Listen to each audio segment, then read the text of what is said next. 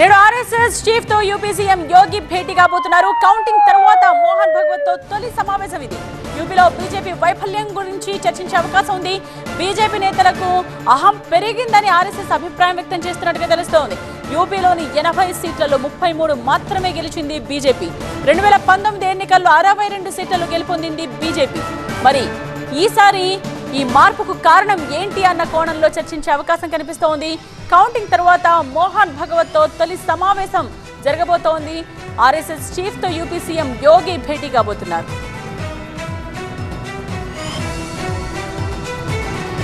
రెండు 2019 ఎన్నికల్లో 62 సీట్లలో గెలుపొందిన బీజేపీ యూపీలో ఈసారి 33 మాత్రమే గెలిచింది.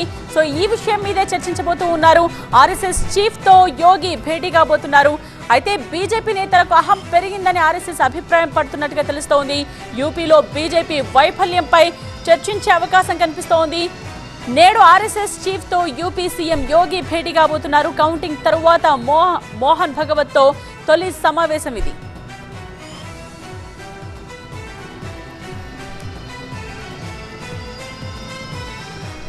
అసోసియేటెడ్ మహాత్మా లైవ్ సిద్ధంగా ఉన్నారు. ఇదే విషయానికి సంబంధించిన వివరాలతో మహాత్మా, వీళ్ళ భేటీ ఎప్పుడు స్టార్ట్ అయ్యే అవకాశం కనిపిస్తోంది, అలాగే ఏ విషయాలు ముఖ్యంగా చర్చించబోతున్నారు?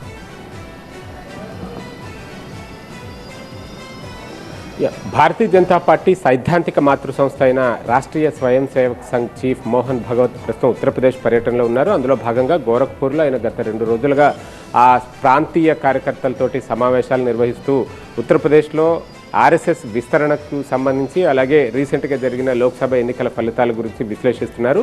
ఈ క్రమంలో ఈరోజు ఉత్తరప్రదేశ్ రాష్ట్ర ముఖ్యమంత్రి యోగి ఆదిత్యనాథ్ ఆయన్ను గోరఖ్పూర్లోనే కలవనున్నారు. గోరఖ్పూర్ అనేది యోగి ఆదిత్యనాథ్ సొంత మఠం ఉన్న ఆ పీఠం ఉన్న ప్రాంతం కూడా, కాబట్టి అక్కడే ఈ భేటీ జరుగుతుంది. కాసేపట్లో ఆ భేటీ ప్రారంభమయ్యే అవకాశం ఉంది.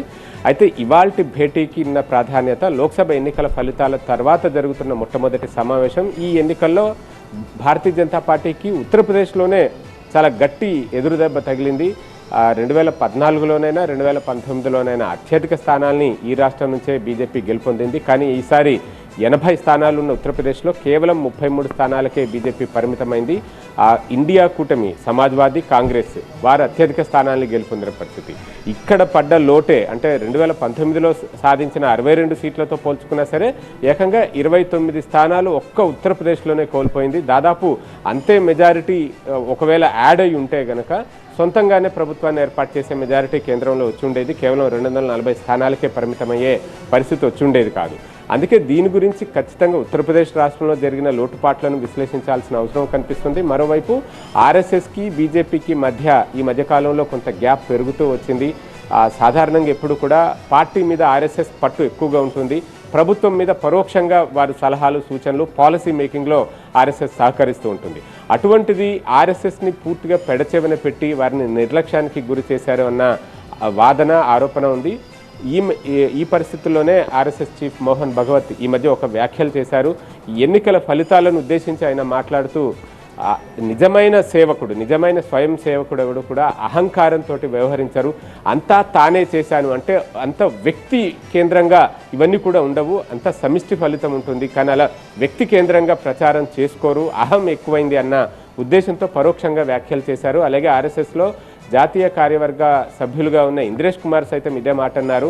అహంకారం బీజేపీ నేతల్లో పెరిగింది, అదే ఈ ఎన్నికల ఫలితాల్లో ఇంత తక్కువ స్థాయి నెంబర్ రావడానికి కారణమైందన్న అభిప్రాయాన్ని ఆయన కూడా వ్యక్తం చేశారు. సో ఈ పరిస్థితుల్లో యోగి ఆదిత్యనాథ్తో జరుగుతున్న సమావేశానికి ప్రాధాన్యత ఏర్పడింది. ఉత్తరప్రదేశ్లో ఏ కారణంగా బీజేపీ వెనుకబడింది, అక్కడ ఆర్ఎస్ఎస్ని ఎందుకు దూరం పెట్టారు? సాధారణంగా ఎన్నికల సమయంలో ఆర్ఎస్ఎస్ కావచ్చు లేదా బీజేపీకి అనుబంధంగా ఉండే ఇతర విభాగాలన్నీ కూడా ఎన్నికల్లో బ్యాక్ ఎండ్లో ఉండి పనిచేస్తూ ఉంటాయి. అటువంటిది ఉత్తరప్రదేశ్లో కనిపించలేదు. వారి నేతల్లో అలసత్వం అన్నది ఎక్కువగా కనిపించిందన్న ఆరోపణ అభిప్రాయం వ్యక్తమవుతుంది.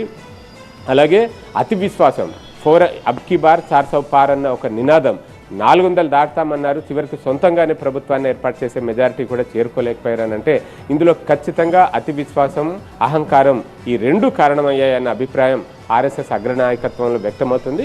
సో ఈ పరిస్థితులు ఇవాళ యోగి ఆదిత్యనాథ్తో జరుగుతున్న సమావేశానికి చాలా ప్రాధాన్యత సంతరించుకుందని చెప్పవచ్చు. మెల్లమెల్లగా భారతీయ జనతా పార్టీ మీద అలాగే బీజేపీ పాలిత రాష్ట్రాల్లో పాలన మీద కూడా ఆర్ఎస్ఎస్ తన పట్టు పెంచుకోవాలన్న ప్రయత్నం చేస్తుంది. ఈ భేటీ అందులో భాగంగానే జరుగుతుంది అని మనం చెప్పుకోవచ్చు.